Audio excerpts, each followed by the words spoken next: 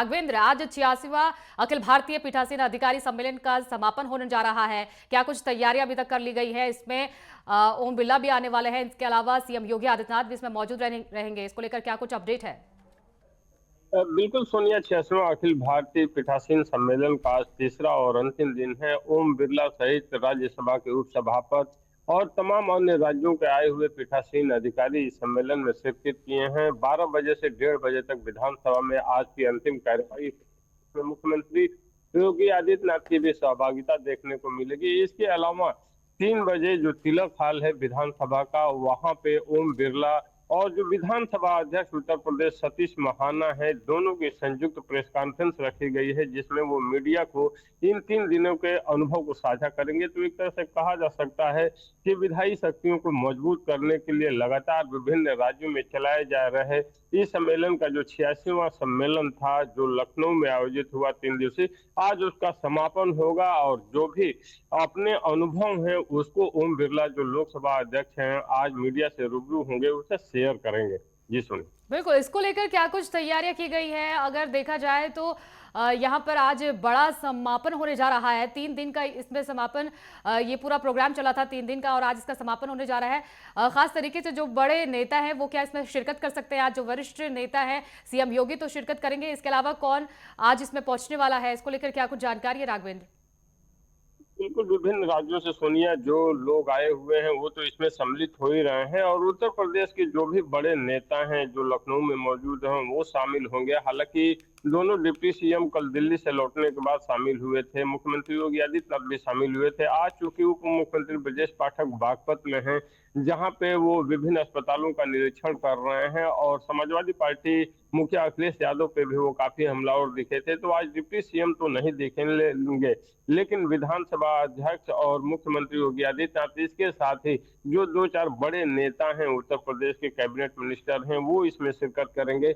और जो भी प्रतिनिधि विभिन्न राज्यों के आए हुए हैं वो अपने अनुभव को इसमें साझा कर रहे हैं। और जो भी चर्चाएं हैं, परिचर्चाएं जो हुई हैं इन 3 दिनों में, और आज जो 12 बजे से 1:30 बजे तक होगी, उसका अनुभव ओम बिरला मीडिया से साझा करेंगे कि उत्तर प्रदेश में कैसा वो अनुभव किए और क्या कुछ अनुभव उनके रहे हैं, क्या जनप्रतिनिधियों को बताना चाहते हैं, वो मीडिया से रूबरू होकर बताएंगे। अगर तैयारियों की बात कर लें तो वैसे भी पिछले 2-4 सालों की बात कर लें तो विधानसभा अपने नए कलेवर में दिखाई दे रही है। यहाँ पे विभिन्न वीथिका बनाई गई हैं, इसके अलावा आर्ट गैलरी बनाए गए। जिस तरह का साज सज्जा का कार्यक्रम यहाँ चला गया है विधानसभा में, विधानसभा अपने कलेवर में दिख रही है। चाहे सुरक्षा की व्यवस्था की बात कर लें तो चाक चौबंद सुरक्षा व्यवस्था की गई है। इन 3 दिनों में ट्रैफिक डाइवर्जन देखने को मिला है। जो भी विधानसभा की मुख्य सड़कें थी जहाँ पे आम जनता के लिए ऑटो रिक्शा चलते थे, उनको डाइवर्जन करके दूसरे मार्गों से चलने के लिए बताया गया। 3 दिन डाइवर्जन रहा, कल से फिर आम नागरिकों के लिए वो रास्ते खोल दिए जाएंगे। तो एक तरह से कहा जा सकता है कि इन तमाम जनप्रतिनिधियों के आने की वजह से सुरक्षा व्यवस्था को ध्यान में रखते हुए रोड डाइवर्जन भी किए गए थे, जिसकी वजह से थोड़ा बहुत मशक्कत आम नागरिक को करना भी पड़ा। लेकिन एक ऐसा अनुभव है कि विधायी शक्तियां कैसे मजबूत हों, उनका क्रियान्वयन आप कैसे कराएं, किस तरह की योजनाओं की बात करें जनता के लिए, जनता के विकास के लिए जनप्रतिनिधियों को क्या करना चाहिए, इन सब बिंदुओं पे 3 दिनों तक ये विचार विमर्श चला है। अब जब ओम बिरला 3 बजे मीडिया से रूबरू होंगे तो जरूर जब वो अपना अनुभव साझा करेंगे, मीडिया के सवाल जवाब होंगे, तो चीजें निकल के आएंगे कि 3 दिन का जो अनुभव था वो ओम बिरला के लिए कैसा रहा है। जी सुन। बिल्कुल, बिल्कुल। राघवेंद्र, लोकसभा अध्यक्ष ओम बिरला इसमें पहुंचने वाले हैं।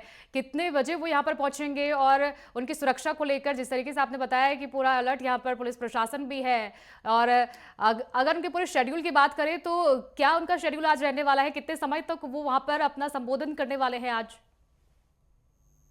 बिल्कुल सोनिया, वैसे तो 3 दिन से ओम बिरला यहाँ लखनऊ में मौजूद हैं, और 2 दिन मीडिया का जो प्रेस रूम बना है उसमें भी आए थे। हम लोगों से बातचीत भी की थी, मीडिया से अपने अनुभव को साझा किया था। हालांकि वो जो प्रेस रूम में उनका दौरा था वो व्यक्तिगत था, लेकिन आज 12 बजे से 1:30 बजे तक जब विधानसभा में उनका संबोधन होगा, जिसमें मुख्यमंत्री योगी आदित्यनाथ भी शामिल होंगे, तो 1.5 घंटे जब ये एक अनुभव साझा करेंगे, उसके बाद जब 3 बजे मीडिया से रूबरू होंगे, तब मेन बात निकल कर आएगी कि ओम बिरला को उत्तर प्रदेश में कैसा लगा, यहाँ के जनप्रतिनिधियों से बात करके किस तरह का अनुभव उनको मिला, या विभिन्न राज्यों से जो जनप्रतिनिधि आए हैं, उनके साथ जो उन्होंने अपना अनुभव साझा किया है। जो लोकसभा चलाने का जो उनका अनुभव है, वो विभिन्न राज्यों के पीठासीन अधिकारियों के साथ जो शेयर किए हैं, उसका कितना फायदा ये राज्यों के पीठासीन अधिकारी कर पाते हैं, ये देखना होगा। एक तरह से शाम तक का उनका कार्यक्रम है, क्योंकि अभी अगर कल की बात करें तो जो राकेश सचान खादी एवं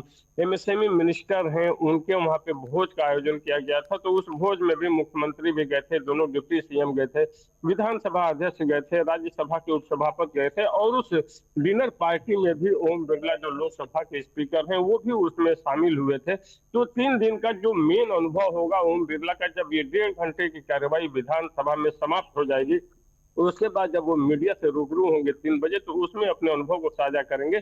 उस समय देखना होगा कि वास्तव में लखनऊ की विधानसभा में जो 3 दिन का उनका अनुभव रहा है, वो कैसा रहा है, और उन्होंने अपने अनुभव को कैसे साझा किया है, ये देखना दिलचस्प होगा। जी सुनिए। बिल्कुल, बिल्कुल। देखिए राघवेंद्र, जिस तरीके से 2027 के चुनाव होने वाले हैं, लेकिन उससे ठीक पहले इस सम्मेलन का आयोजन होना, 3 दिन का ये सम्मेलन रखा गया था, अपने आप में कितना अहम माना जा सकता है? बिल्कुल, अगर विधायी शक्तियों की बात करें तो विधायी शक्तियाँ किस तरह से काम करें, विधानसभा के जो जनप्रतिनिधि हैं, वो जनता के साथ कैसे अपने काम करें, कैसे अपने अनुभव को साझा करें, इसको देखकर ये महत्वपूर्ण हो जाता है। और 2027 की अगर बात कर लें, तो 2027 की चुनावों की तैयारियों में चाहे समाजवादी पार्टी मुखिया अखिलेश यादव हों, या कांग्रेस के राहुल गांधी, प्रियंका गांधी, या बसपा की सुश्री मायावती हों, या फिर ओपी राजभर, निषाद पार्टी के हों, या फिर जो भी अन्य नेता हैं, आरएलडी के जयंत चौधरी हैं, तो जो, और भारतीय जनता पार्टी की बात करें तो एक तरह से भारतीय जनता पार्टी को कहा जाता है कि 365 दिन 24 घंटे ये चुनावी मोड में रहते हैं।